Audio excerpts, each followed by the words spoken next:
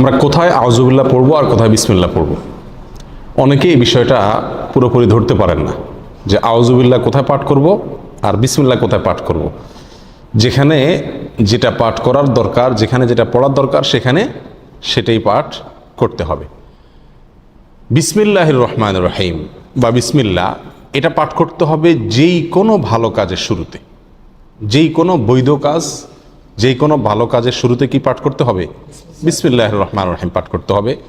বিশেষভাবে কোনো কোনো হাদিসে কোনো কোনো আমলের শুরুতে বিসমিল্লাহ পাঠ করার কথা বলা আছে, সেখানে সেই আমলের শুরুতে, সেই কাজের শুরুতে বিসমিল্লাহ পড়তে হবে। যেমন খাবারের শুরুতে বিসমিল্লাহ পাঠ করতে হবে, মসজিদে প্রবেশের সময় বিসমিল্লাহ পাঠ করতে হবে, বাসায় ঢোকার সময় বিসমিল্লাহ পাঠ করতে হবে, বাসা থেকে বের হওয়ার সময়ও কি করতে হবে?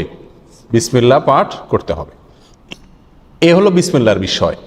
আর আউযুবিল্লাহ এটা বিশেষভাবে পাঠ করতে হয় কোরআন কারীম তেলাওয়াতের শুরুতে, কোরআন কারীম তেলাওয়াতের শুরুতে। আর কোরআন কারীম তেলাওয়াতের শুরুতে আউযুবিল্লাহ বিসমিল্লাহ উভয়টা পাঠ করব, নাকি শুধু আউযুবিল্লাহ পাঠ করব, নাকি শুধু বিসমিল্লাহ পাঠ করব, নাকি এক এক জায়গায় পাঠ করব? অনেকগুলো প্রশ্ন আসে কি আসে না? এটার উত্তর হলো, যখন আমরা কোরআন কারীমের তেলাওয়াত শুরু করব, সেটা নামাজে হোক, নামাজের বাইরে হোক, যে অবস্থায় হোক না কেন, যদি আমরা কোরআন কারীমের তেলাওয়াত শুরু করি তাহলে আউযুবিল্লাহ পাঠ করতে হবে, আউযুবিল্লাহ পাঠ করতে হবে। অনেক উলামায়ে কেরামের মতে ওয়াজিব, অনেক উলামায়ে কেরামের মতে সুন্নাত। আল্লাহ সুবহানাহু ওয়া তাআলা সূরা নাহলের 98 নম্বর আয়াতে ইরশাদ করেছেন, ফাইদা ক্রাআতাল কুরআনা ফাস্তাইজ বিল্লাহি মিনাশ শাইতানির রাজীম। সুতরাং যখন তুমি কোরআন পাঠ করবে তখন তুমি বিতাড়িত শয়তান থেকে আল্লাহর কাছে আশ্রয় প্রার্থনা করবে, অর্থাৎ আউযুবিল্লাহি মিনাশ শাইতানির রাজীম পাঠ করবে। এটা হলো যখন কোরআন তেলাওয়াত করবে। তাহলে আমরা নামাজে যখন হাত বাঁধবো, হাত বাঁধার পরে সানা পড়ব, এরপরে আউযুবিল্লাহ পাঠ করব, কারণ আমাকে সূরা ফাতিহা পড়তে হবে, সূরা ফাতিহার পরে আরও সূরা পড়তে হবে। সেজন্য আমাকে শুরুতে কি পড়তে হবে? আউযুবিল্লাহি মিনাশ শাইতানির রাজীম পাঠ করতে হবে। এটা সুন্নাত।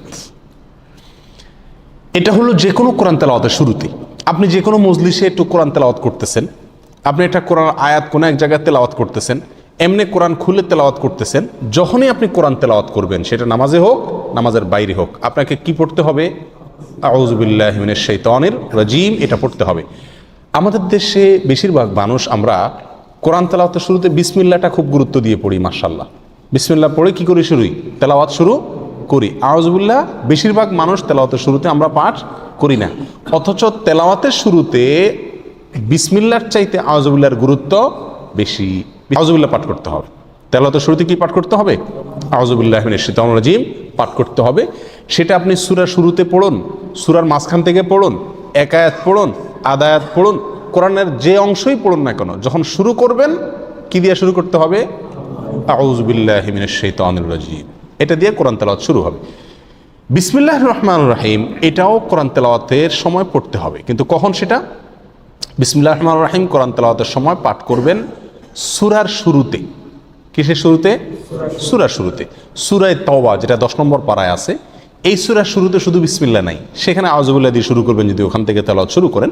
আর যদি আগে থেকে তেলাওয়াত শুরু করেন, সূরা মাঝখানে পড়ে, তাহলে কিছুই পড়তে হবে না, ঢালাওভাবে পড়ে চলে যাবেন। আর অন্য যে কোনো সূরার শুরুতে, কথার কথা, আপনি নামাজের ভিতরে সূরা ফাতিহা শুরু করতেছেন, তাহলে সূরা শুরু, তাহলে এখানে আউযুবিল্লাহ পড়বেন, পরে আবার কি পড়বেন? বিসমিল্লাহ পাঠ করবেন। আপনি সূরা ইয়াসিন তেলাওয়াত করতেছেন, তাহলে ইয়াসিন ওয়াল কোরআনুল হাকিম পড়ার আগে আপনি কি পড়বেন?